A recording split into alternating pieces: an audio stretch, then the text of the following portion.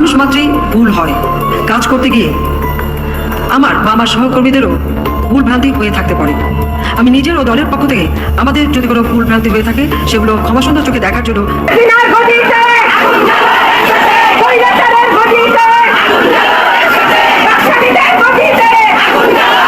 হাসিনা হচ্ছে ফেরাউনের ক্যাটাগরির লোক, নমরুদের ক্যাটাগরির লোক। এজিদের নেতৃত্বে যে নৌকা উঠবে সেই নৌকা শুধু ডুববে।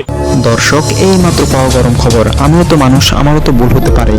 এই কথাটা আমার না, এই কথা বলেছেন প্রধানমন্ত্রী শেখ হাসিনা। এবার 7 তারিখে কি হতে যাচ্ছে নির্বাচন নিয়ে ক্ষমা চাইলেন প্রধানমন্ত্রী। দর্শক, অন্যদিকে আরেকটি খবর জানিয়ে দিব।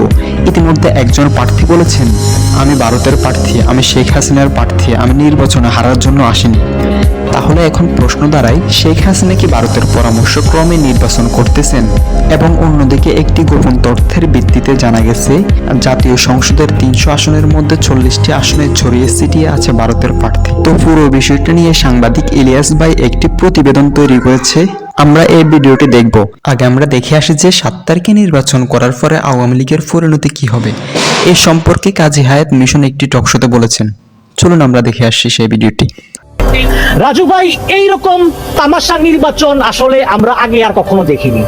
মানে দামি স্বতন্ত্র, আবার জোট, আবার 26টা আসন ছেড়ে দুজন জাতীয় পার্টিকে, আবার দেখবেন আপনি জাতীয় পার্টির লোকজন নৌকা ব্যবহার করতেছে। আমি দেখাই, এই যে দেখেন এখানে লিখেছে যে জাতীয় পার্টি মনোনীত, আওয়ামী লীগ সমর্থিত। আবার দেখবেন যে শেখ হাসিনার ছবি খুব বড় করে, আবার পাশে ওই জিএম কাদেরের ছবি খুব ছোট করে লাগানো। তো আরেকটা পোস্টার ছিল, কোথায় যেন দেখতে পাচ্ছি না। তো এইরকম করে আপনি দেখবেন যে এইভাবে মানে একটা জোট হচ্ছে। শেখ হাসিনা নিজেই বলতেছেন যে দামি হইলে কোনো সমস্যা নাই।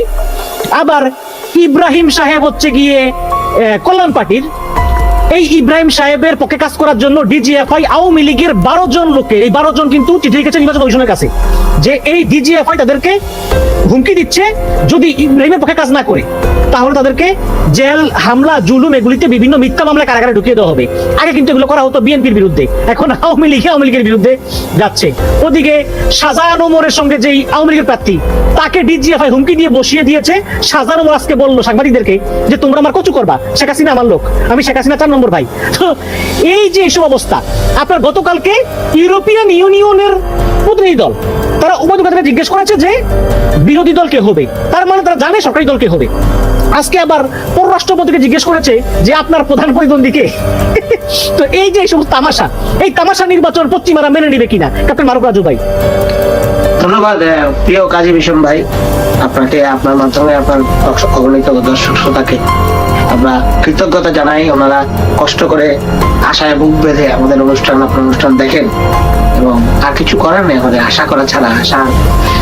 আশাই আমাদের একমাত্র ভেলা বলা যায়। কিন্তু যেটা আপনি বললেন, এগুলি তো বলতে বলতে আর কোনো শেষ নাই। এই যে নির্বাচনটা, উনি যে এই ধরনের নির্বাচন করবেন, এটা কিন্তু আমরা কেউই এতটুকু করবেন আশা করিনি।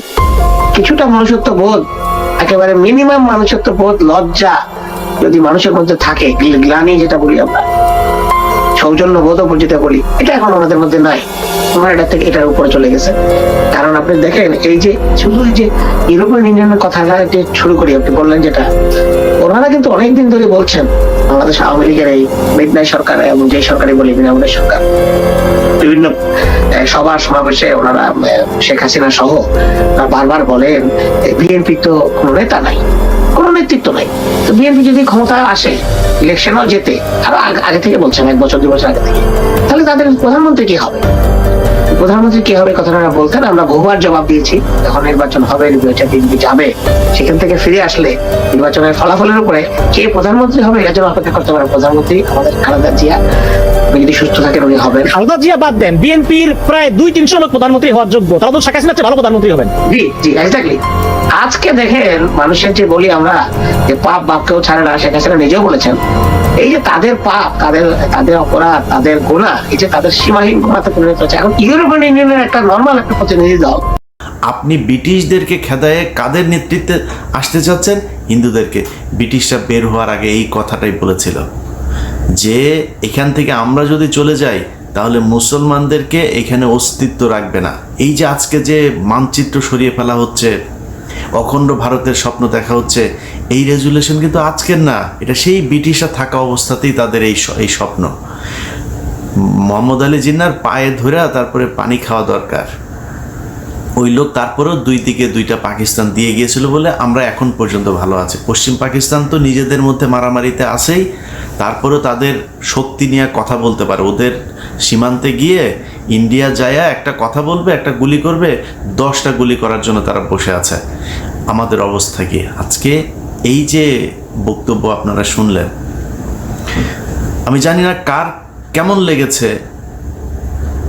আমার আমি এই জিনিসগুলোতে প্রচণ্ড রকমের মানসিক অশান্তিতে ভুগি এই টাইপের কথাবার্তা, এইসব ভিডিও টিডিওগুলো দেখলে। এখন আমার অনেক কতটা খারাপ লাগে, সেটা কেন লাগে সেটা আমি জানি না। ধরেন আমার পরিবারের মানুষজনই হেন কোনো সমস্যা নাই যে আমার পরিবারের উপর, আমার বোন জামাই চাকরি করে, তাকেও চাকরির থেকে চাকরিচ্যুত করা হয়েছে। এসব বলবো একদিন কি কি অত্যাচার করা হয়েছে আমার পরিবারের উপরে, যারা আমার সাথে কথা পর্যন্ত বলে না, আমার সাথে প্রচণ্ড খারাপ সম্পর্ক বলতে যা বোঝায় তাদের সাথে আমার সেই সম্পর্ক, তাদের উপরে নানান ধরনের টর্চার করা হয়েছে। তো আমি এখানে যেসব কথাবার্তা বলি, এই কথাবার্তার ভেতরে আপনার কাছে অনেক কিছু মনে হইতে পারে। অনেক আমাদের লোকজন আছে, অনেকে ভাই এই কথাটা ভাই এইভাবে না বলে ওইভাবে যদি বলতেন, নাকি খুব খারাপ লাগে। একজনের কুত্তার বাচ্চা বলে গালি দিলেও নাকি এদের নাকি পরিবার নিয়ে শুনতে নাকি এটা খুব খারাপ লাগে। তো একজনের যারা কুত্তার বাচ্চা বলে গালি দিলাম, ও তো কুত্তার বাচ্চা, এবং এটা আমার এই মৃত্যুর আগ পর্যন্ত আমি ওরা কুত্তার বাচ্চাই বলে যাব। আমার সামনে দেখা হইলে ওরা কুত্তার বাচ্চা বলবো, এখানেও কুত্তার বাচ্চাই বলবো। তো আপনার নাকি খুব খারাপ লাগে।